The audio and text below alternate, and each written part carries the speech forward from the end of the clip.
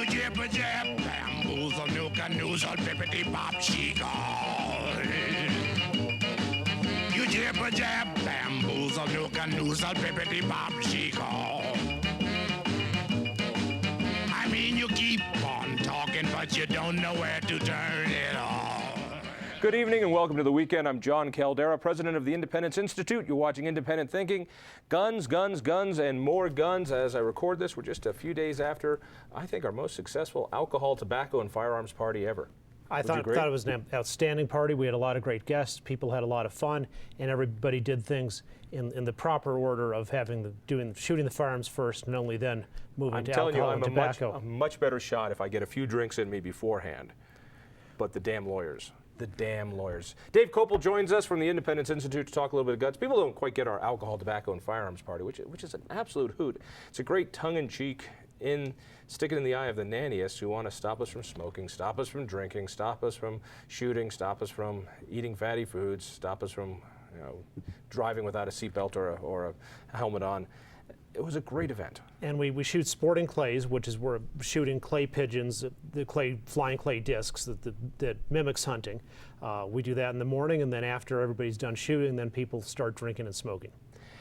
There's been a lot more fear about gun owners. We gunnies have been a very nervous lot ever since the election of Obama. But in fact, it's been impossible to buy a lot of guns. Wait, I need to come back to one thing about alcohol, tobacco, and firearms. Is we're talking about how everybody did things right and obviously didn't drink before they shoot, and you think you'd shoot better if you were drunk, which might well be true, because there was one serious problem of irresponsible gun behavior, and it was actually on your part.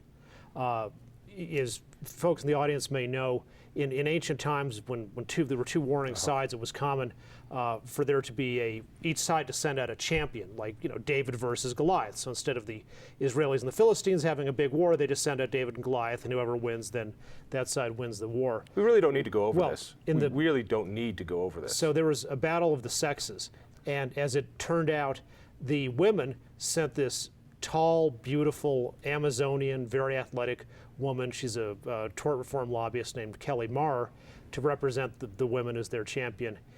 And unfortunately, the champion for the men was our own Jon Caldara. And so they had a shooting contest, and we have the certificate for the tragic results which have happened for it. Maybe we can put it up on the screen. I'll read what it says, and this is bad news for men everywhere. It's not just as with Goliath. It's not just the loss for one guy. It's for the whole side. 7th Annual Alcohol, Tobacco, and Firearms Party. I, Jon Caldara, hereby certify that I was schooled by Kelly Marr at Sporting Clays. Furthermore, I acknowledge her general superiority in every way, and this is where it gets bad for all of us, and that of women overall. Signed, Jon Caldara, on this, the 20th day of June, 2009. So thanks to you, men are now officially the weaker sex. I was trying to be a gentleman. I was trying to be a gentleman. And she cheated, and she's got 2 inches on me, and she had a better gun. The sun was in my eyes. I had to pick up a friend from the airport. I was out of money. I was hungover. I had bad indigestion. I had a blister on my finger. It wasn't my fault. And you hadn't been drinking either. I had not been drinking. Thank you for sharing that very humiliating thing. We'll get you next year, Kelly. Not to worry about it. All right, let's get down to business. Okay. Congress just passed an interesting law, and it was an add-on to something completely different. It said that if in those states that have a concealed weapons permit system, like we do here in Colorado and some 48 states have some kind of system, right, can have those concealed carry permits now in national parks in their states. In other words, here in Colorado, if you have a concealed weapons permit, you can carry now in Rocky Mountain National Park or Sand Dunes National Park or any of these other great places. And it seemed like, for instance, the Denver Post editorial section had a hissy fit over this one.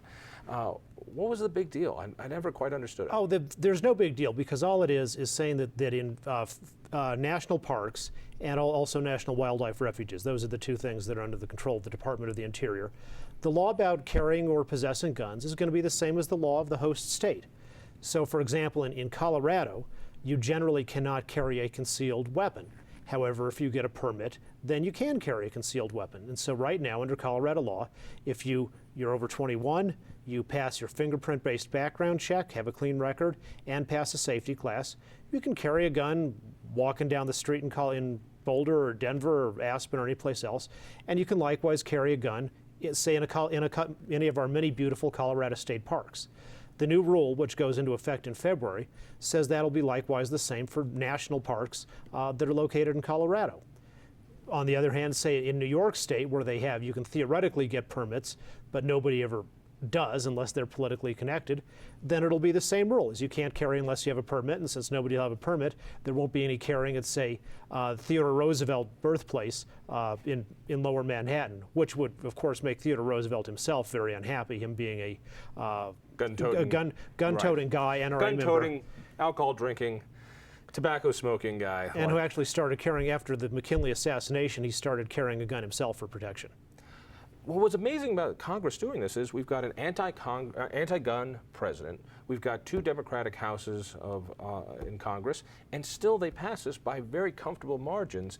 It makes me wonder, as a gunny, as somebody who believes in Second Amendment rights, are we done? Are we finished? Is the job over? I mean, if a anti-gun president signs a bill that has this pro-gun, small pro-gun provision, are we okay? Well, he didn't sign it to be pro-Second Amendment, because if you look at his voting record, he has with one exception, he has an unblemished anti-gun voting record in both the Illinois Senate and the United States Senate. So this was attached to something that he really wanted to sign, which was the bill to change credit card laws. Now, the United States Senate is not like our Colorado legislature. In the Colorado legislature, the Constitution has a single subject rule, which is a bill can only be about one thing, and that rule is often violated and stretched to extreme limits. But in Congress, they don't even have such a rule, so it's perfectly fine to put 2 different things in one bill. All right, so in other words, he wasn't signing this for the gun aspect, he was signing this for the credit card aspect. It just so happens that somebody stuck on this little thing that gets to do. But more importantly, this went through without a huge national debate. This went through without the NRA having to fight, it seemed, tooth and nail. This wasn't a battle to the ends. It was a simple pro-gun bit of legislation that passed. I found that very encouraging. Oh, I agree, and it passed by a veto-proof margin in the Senate if Obama had decided he wanted to, say, veto the whole credit card bill just to be anti-gun.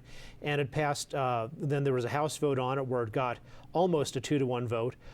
Every member of Colorado's House delegation and every member of Colorado's Senate delegation voted for it, although Representative DeGette later said she had been mistaken in her vote. But all the rest voted for it and seemed to stick with it. All right, so if gun owners seem to be doing pretty well right now, why are there a run on guns, as we've seen for the last half year? Gun sales are the one part of the economy that is booming. Yeah, and people say Obama's done nothing to stimulate the economy. And ammunition sales are through the roof. I don't know if you've been able to buy any ammo. I haven't been able to buy target shooting ammo for months now. I buy it online, usually buy it in gross, and it's cheaper that way. It hasn't been available for 3 months, literally. There is a run on this stuff. Why? Why are gunnies so scared? Well, people, they're justifiably scared because they're looking at the record of our president and what he's done. He voted for gun ban after gun ban after gun ban when he was in the Illinois Senate and in the United States Senate. He voted to prevent tort reform so that if he'd had his way, the gun prohibition groups and the mayors like Mayor Bloomberg in New York City would still be suing gun manufacturers on bogus claims to try to drive them out of business, to say that a gun manufacturer is responsible when a criminal steals a gun and uses it in a crime, you know, like holding Black & Decker responsible for the Texas Chainsaw Massacre. And when he was running for the United States Senate, he said he wanted a national ban on concealed carry. You know, what we just had that's now going into effect in February about affirming the rights of people who've gone through the licensing process, he would totally wipe it out. He endorsed a national prohibition on people even getting permits to carry handguns for lawful protection.